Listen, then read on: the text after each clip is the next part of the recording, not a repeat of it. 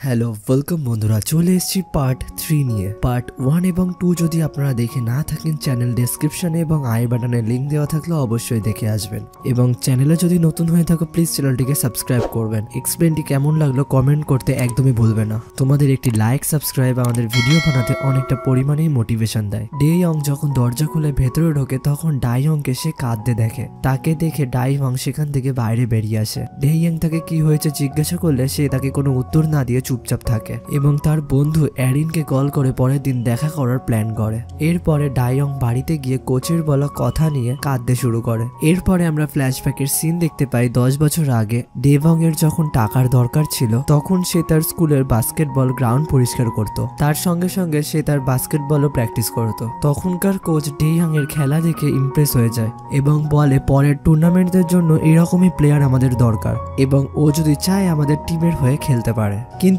এরপরে সিহু তার শরীর খারাপের জন্য হসপিটালাইজ হয়ে যায়। তার শরীর ঠিক করার জন্য অনেক পয়সার দরকার ছিল, তাই ডেভং এক্সট্রা কাজ করে পয়সা রোজগার করা শুরু করে দেয়। এর সাথে সাথেই তার বাস্কেটবল টুর্নামেন্ট চ্যাম্পিয়ন হওয়ার স্বপ্নই থেকে যায়। এরপর আমরা প্রেজেন্টের সিন দেখতে পাই ডাইভং কাঁদছে, কারণ ডেভং তার ছেলের জন্য তার স্বপ্ন নষ্ট করে দিয়েছিল, কিন্তু ডাইভং তাকে তাও ইরেসপন্সিবল ভাবছিল। অন্যদিকে আমরা জেসুংকে দেখতে পাই, সে প্রেস কনফারেন্সে বলছে লিওন আমার বড় ভাইয়ের ছেলে। ছোটবেলায় যখন তার বাবা মারা যায় তখন আমি লিওনকে অ্যাডপ্ট করে নিই। এই কথা শোনার পর প্রেস কনফারেন্সের ওখানে সবাই খুশি হয় এবং সবাই জেসুং এর তারিফ করছিল। অন্যদিকে আমরা সিয়ং এর বাবাকে দেখতে পারি যে ব্যাডমিন্টন কোচের কাছে যাচ্ছিল। সিয়ং লুকিয়ে দেখছিল এবং সে বুঝতে পারে তার বাবা কোচকে টাকা দিচ্ছে যাতে সিয়ং ব্যাডমিন্টন টুর্নামেন্টে খেলতে পারে। তার বাবা যখন বাইরে বেরোয় সিয়ং তার বাবাকে জিজ্ঞাসা করে তুমি কেন টাকা দিলে। তার বাবা রেগে গিয়ে তাকে চড় মারে এবং বলে তুই যদি খেলার উপযুক্ত হতিস তাহলে আমাকে আজকে এই কাজটা করতে হতো না। তখন সিয়ং এর রাগ উঠে যায় এবং সে একটা স্টিক নেয় তার বাবাকে মারার জন্য। ডেইয়ং এগুলো সব দূর থেকে দেখতে পেয়ে তখন সে সিয়ংকে আটকে দেয়। সিয়ং এর এরপর মন খারাপ হয়ে ডেভং এর কাছে গিয়ে সে বসে থাকে। ডেভং তাকে বোঝায় এবং সিয়ং সেখানেই ঘুমিয়ে পড়ে। এরপর ডেভং তাকে কাঁধে করে নিয়ে যায় এবং তার বন্ধুর বাড়িতে তাকে রেখে দেয়। অন্যদিকে আমরা দেখতে পাই ডেভং অ্যারিনের সাথে দেখা করতে এসছে। অ্যারিনের একটা কল আসার কারণে সে সেখান থেকে চলে যায়। প্রেস কনফারেন্সের পর থেকে জেসুং এর কাছে পজিটিভ মেসেজ আসতে থাকে। তখন তার ডাইভং এর কথা মনে পড়ে এবং সেও সেই ক্যাফেতে চলে যায় ডাইভং এর সাথে দেখা করতে। অন্যদিকে সেরিম হাই স্কুলের ওনার বাস্কেটবল কোচকে বলছে অন্যান্য স্কুলগুলোতে ঘুষ নিয়ে টিমে ঢোকানো হচ্ছে, আমি আশা করি তুমি এই কাজটা করোনি। তখন কোচ নিজেকে নির্দোষ প্রমাণ করে বলে আমি সততার সাথে সবাইকে টিমে জয়েন করিয়েছি, আমি কতটা ভালো প্লেয়ার জয়েন করিয়েছি আপনি কালকে খেলা দেখেই বুঝতে পারবেন। এরপর খেলা শুরু হয়ে যায়, সেখানে সব প্লেয়াররাই ভালো পারফরমেন্স দিচ্ছিল। তারা জিতে যায়। ফাইনালে সব বেস্ট প্লেয়ারদের অ্যাটেন্ড করা হয়। সেখানে সিহু এবং ডেভং ও চান্স পেয়েছিল। এরপর ডাইভং কোচের আসল মুখোশ খোলার জন্য একটা মিটিং ডাকে এবং সেখানে সমস্ত প্যারেন্টসদের SMS করে জানিয়ে দেয় আসার জন্য, কিন্তু সেই মিটিং এ ডেভং ছাড়া আর কোনো প্যারেন্টসই আসেনি। তখন ডাইভং তাকে বোঝায় বড়দের মামলায় বাচ্চাদের ঢুকতে নেই। তখনই ডাইভং এর পেটে ব্যথা শুরু হয় এবং ডেভং ফার্মেসি থেকে ওষুধ আনতে যায়। ওষুধ আনার পর সে ডাইভং এর হাতেও মালিশ করে দেয়। তখন ডাইভং এর অতীতের কথা মনে পড়ে যায় এবং সে সেখান থেকে চলে যায়। এরপরে আমরা ডাইভং এর মাকে দেখতে পাই, সে ডাইভং এর বাড়িতে এসছে। কোনো কারণের জন্য সিহা ডাইভং এর ওপর চেঁচাতে শুরু করে। তখন ডাইভং এর মা তাকে সরি বলতে বলে। অন্যদিকে আমরা দেখতে পাই ডেভং তার মার কবরের ওপর ফুল দিচ্ছে এবং সে তার কথা ভাবছে। তখনই সিন ফ্ল্যাশব্যাকে চলে যায় এবং আমরা দেখতে পাই ডেভং এর মা স্কুল টিচার ছিল। ডেভং এর মার খুব শরীর খারাপ ছিল, কিন্তু সেই শরীর খারাপের কথা ডেভং জানতো না। ডেভং এর মা খুশি খুশি তাকে টুর্নামেন্ট খেলতে যেতে দেয়। টুর্নামেন্ট জেতার পরে সে যখন সেলিব্রেট করছিল তখন তার বাবা এসে খবর দেয় যে তোমার মা মারা গেছে। তখনই ডেভং ছুটে ছুটে তার মার কাছে আসে এবং জানতে পারে তার বাবা এই শরীর খারাপের কথা আগে থেকেই জানতো, কিন্তু তার খেলার ফোকাস যাতে না সরে তাই ডেভংকে সে কিছু বলেনি। কিন্তু ডেভং তার বাবাকে ভুল বুঝে বাড়ি ছেড়ে চলে যায়। এরপর আবার আমরা প্রেজেন্টের সিন দেখতে পাই, যখন সে কবরে ফুল দিয়ে ফিরছিল তখন তার বাবাও তার মার কবরে ফুল দিতে যাচ্ছিল এবং তারা বাড়ি ফিরছিল একই বাসে করে। ডেভং তার বাবাকে দেখছিল এবং ভাবছিল আমি আমার বাবাকে কতটা ভুল বুঝেছিলাম যে সে সেলফিশ এবং সে তার ফ্যামিলির জন্য কিচ্ছু করেনি। অন্যদিকে এই সবকিছুই ডেভং এর সাথে এখন ঘটছে। সে তার ফ্যামিলিকে এত ভালোবাসছে কিন্তু কেউ তার ভালোবাসা বুঝতে পারছে না। বিদায় নেওয়ার সময় সে তার বাবাকে বলে যায় কালকে সিহুর ম্যাচ দেখতে আসার জন্য এবং সে রাজিও হয়ে যায়। পরের দিন খেলা শুরু হয় এবং সিহা তার বন্ধুদের সাথে সেখানে খেলা দেখতে এসেছিল, কিন্তু টুর্নামেন্টের ফার্স্ট রাউন্ডে সিহু এবং ডেভংকে কোচ খেলতে দেয়নি। যখন তাদের স্কুল হারার মুখে পৌঁছে গেছিল তখন সেরিম হাই স্কুলের ওনার কোচকে বকাবকি করে এবং বলে আমাদের টিম এই রাউন্ডে না জিতলে ডিসকোয়ালিফাই হয়ে যাবে এবং তোমাকেও আমরা স্কুল থেকে বার করে দেবো। এরপর কোচ না চাইতেও সিহু এবং ডেভংকে টিমে খেলাতে হয়। তারা যখন টিমে নামে তখনই তাদের ম্যাচ উল্টো দিকে ঘুরে যায়। তারা ধীরে ধীরে জিততে শুরু করে। ডেভং এর খেলা দেখে তার বাবা তাকে চিনে যায়। তখনই ডেভং তার বাবাকে গলা জড়িয়ে ক্ষমা চায়। এরপর সেকেন্ড হাফ শুরু হয়, তখন ডাইভংও সেখানে আসে। ডাইভং যখন খেলা দেখে ফিরছিল তখন তার জুতোর ফিতে খুলে যায়। ডেভং তার জুতোর ফিতে আটকে দেয় এবং সেই দেখে ডাইভং এর আবার অতীতের কথা মনে পড়ে যায়। এরপর কোচ ডাইভং এর কাছে আসে এবং বলে কালকের মধ্যে তুমি যদি আমাকে পয়সা না দাও তাহলে সিহুকে আমি এরপর থেকে খেলতে দেবো না। তার কথা শুনে ডাইভং আবার টেনশনে পড়ে যায় এবং তারা একটি মিটিং অ্যারেঞ্জ করে। সেখানে ডেভং ও তার সাহায্য করছিল। সবার প্যারেন্টসরা সেই মিটিং এ আসে। কেউ কেউ ডেভং এর সাথে ছিল, কিন্তু আবার কেউ কেউ কোনো ঝামেলায় ফেসে যাওয়ার ভয়ে এগোচ্ছিল না।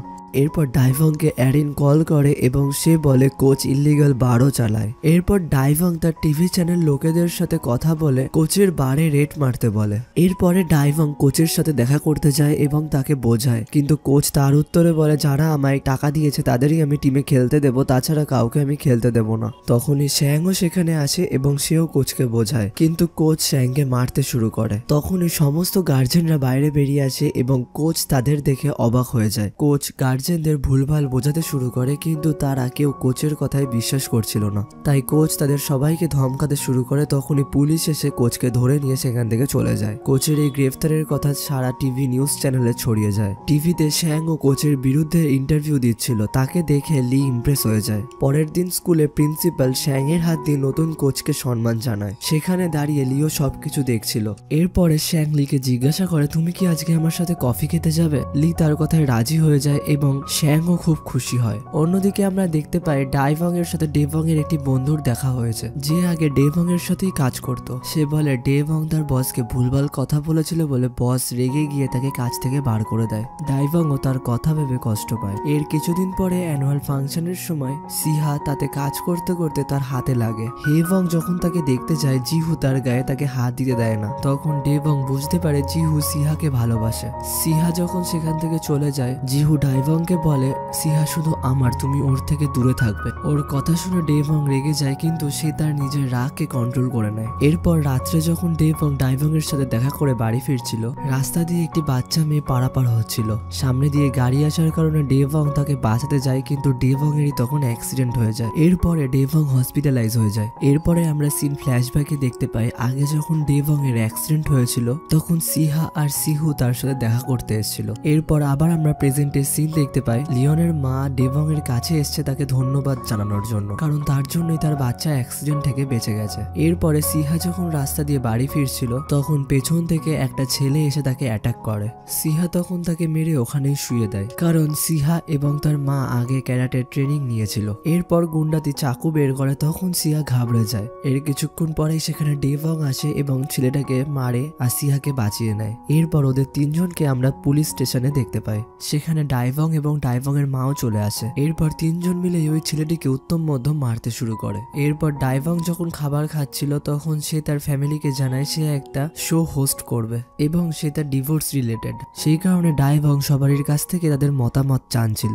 এরপরে যখন জেসুং এর ইন্টারভিউ হবে তখন তার মেয়ে সেখান থেকে বেরিয়ে যায় এবং বাইরে ডাইভং এর সাথে তার দেখা হয়। জেসুং তার মেয়ে বাইরে বেরিয়ে যাওয়ার কারণে খুব ঘাবড়ে যায়, কিন্তু বাইরে বেরিয়ে যখন সে দেখে তার মেয়ে ডাইভং এর সাথে আছে তখন সে খুব রিলিফ ফিল করে। এরপর ডাইভং তাকে আইসক্রিম খাওয়াতে নিয়ে যায় যাতে জেসুং ভালোভাবে তার ইন্টারভিউ দিতে পারে। জেসুং যখন ইন্টারভিউ থেকে ফেরে তখন সে দেখে ডাইভং তার মেয়েকে একটি স্টোরি শোনাচ্ছে। এরপর স্কুলের গানের ক্লাসের সময় আমরা দেখতে পারি ডেভং সিহার টিমে জয়েন করেছে। সিহা তাকে গিটার বাজিয়ে শোনাতে বললে ডেভং তাকে গিটার বাজিয়ে শোনায়। তখন তার বাজানো শুনে সিহার তার বাবার কথা মনে পড়ে যায়, কারণ তার বাবাও বাড়িতে এই একই সুর বাজাতো। এর পরের সিনে আমরা দেখতে পারি মিস লিকে, যে তার কথা অনুযায়ী অনুযায়ী সে শ্যাংয়ের সাথে কফি খেতে যাচ্ছে। শ্যাং তাকে একটি ফুলের বুফে দিয়ে প্রপোজ করে, কিন্তু লি তার প্রপোজাল রিজেক্ট করে দেয়। এরপর ওই ফুলের বুফে যখন সে অ্যারিনকে দেয়, অ্যারিন খুব খুশি হয়, কিন্তু যখন সে জানতে পারে এটা লির রিজেক্ট করা ফুল তখন সে খুব রেগে যায় এবং ফুলটি মাটিতে ফেলে দেয়। এরপরে আমরা সেরিম হাই স্কুলের আর্ট ফেস্টিভ্যাল দেখতে পাই। সেখানে সমস্ত বাচ্চারাই মজা করছিল। এইখানে আমরা দেখতে পারি সিয়ং এবং জিহু দুজনাই সিহাকে ভালোবেসে ফেলেছে।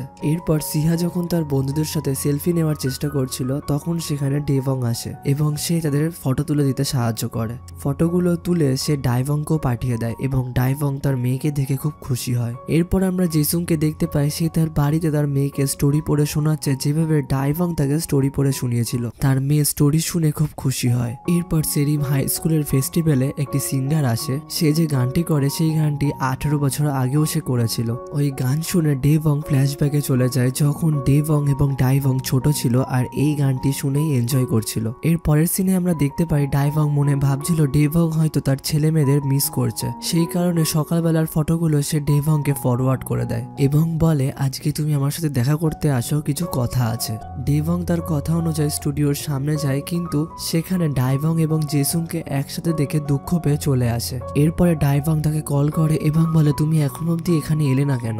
ডেভং বিজি হওয়ার নাটক করে ফোনটি রেখে দেয়। এরপরে সিয়ং তার বন্ধুদের সাথে বসে সিহার সাথে ডেটে যাওয়ার প্ল্যান করছিল। তার বন্ধুরা তাকে বলে, ফার্স্ট ডেটে গিয়ে তুমি তাকে কিস করবে। এই কথা যখন ডেভং শুনতে পায় তখন সে খুব রেগে যায় এবং সে স্টেডিয়াম চলে যায় সিহাকে প্রোটেক্ট করার জন্য। টিনা কিছু কারণে বিজি থাকার জন্য ডাইভং এ জেসুং এর ইন্টারভিউ নেয়। ইন্টারভিউর পরে জেসুং ডেইয়াং, ডাইয়াং, জিহু এবং সিহাকে ডিনারে ইনভাইট করে। এরপর তারা সবাই ডিনার করতে যায় এবং সবাই সবার নিজেদের ভালোবাসার মানুষদের পাশেই বসে। খাবার শেষে ডাইভং যখন বিল পেমেন্ট করতে যায়, জেসুং তার কাছে যায় এবং বলে, আমি খাওয়ানোর জন্য এনেছি, তো বিলটা আমি পেমেন্ট করব। তখন রিসেপশন থেকে জানায় বিলটা অলরেডি আগে পেমেন্ট করে দেওয়া হয়ে গেছে। তখন ডেইভং সেখানে আসে এবং বলে, আমি আমার বাবার জন্য মোমো নিয়েছিলাম, তো তখনই আমি বিলটা পেমেন্ট করে দিয়েছি।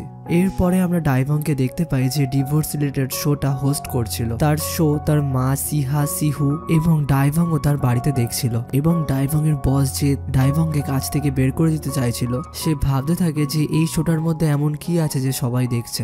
এরপর শোটা শুরু হয়ে যায়। সেখানে ফার্স্ট কাপেলের এন্ট্রি হয়, কিন্তু তাদের মধ্যে ঝগড়া বেঁধে যায়। কিন্তু ডাইভং পরিস্থিতি বুঝে ব্রেক নিয়ে আবার ফিরে আসার প্রমিস করে এবং শোটিকে বাঁচিয়ে দেয়। ব্রেক নিয়ে ফেরার পরে আবার আরেকটা কাপেলের এন্ট্রি হয়, কিন্তু তাদের মধ্যেও আবার ঝগড়া শুরু হয়ে যায়। একে অপরকে তারা দোষ দিতে শুরু করে। এরপর অডিয়েন্সরা ভোট দেয়, যেখানে ডিভোর্সের সাপোর্ট এবং ডিভোর্সের এগেইনস্ট 50-50 চান্স ছিল। কেউ বুঝতে পারছিল না তখন কি করা উচিত। তখন শো অর্গানাইজাররা ডাইভং এর ওপর ছেড়ে দেয়। ডাইভং তখন তার পার্সোনাল ওপিনিয়ন জানায় এবং বলে তাদের ডিভোর্স না করাই উচিত, কারণ ডিভোর্সের পরে তাদের আবার রিগ্রেট ফিল হবে। তখন অর্গানাইজাররা তাকে জিজ্ঞাসা করে, তুমিও ডিভোর্সি, তাহলে তোমার কি রিগ্রেট ফিল হচ্ছে? তখন ডাইভং তার পার্সোনাল ওপিনিয়ন দেয় এবং বলে, হ্যাঁ হচ্ছে, এবং বলে হাজবেন্ড ওয়াইফ যদি একে অপরের কথা শেয়ার করে তাহলে এই সমস্যাগুলো সমাধান হয়ে যাবে। এরপর সবাই তার অ্যান্সারে স্যাটিসফাই হয় এবং ডিভোর্সের এগেইনস্টে সবারই ভোট বেড়ে যায়। এরপরে ডাইভং যখন বাড়ি ফিরছিল তখন সেও রিগ্রেট করে, যদি সে আগে বুঝতে পারতো তার হাজবেন্ডের কষ্ট, তাহলে আজকে হয়তো তাকে আর এই দিনটা দেখতে হতো না। আর এখানেই আমাদের মুভিটির সমাপ্তি ঘটে। মুভিটির এক্সপ্লেন যদি ভালো লেগে থাকে অবশ্যই চ্যানেলটিকে সাবস্ক্রাইব করবেন এবং পাশের থাকা বেল আইকনটি অল অপশনে ক্লিক করে দেবেন। এক্সপ্লেনটি কেমন লাগলো কমেন্ট করতে একদমই ভুলবেন না। আবার দেখা হবে পরের ভিডিওতে। সবাই ভালো থাকবেন, সুস্থ থাকবেন, টাটা।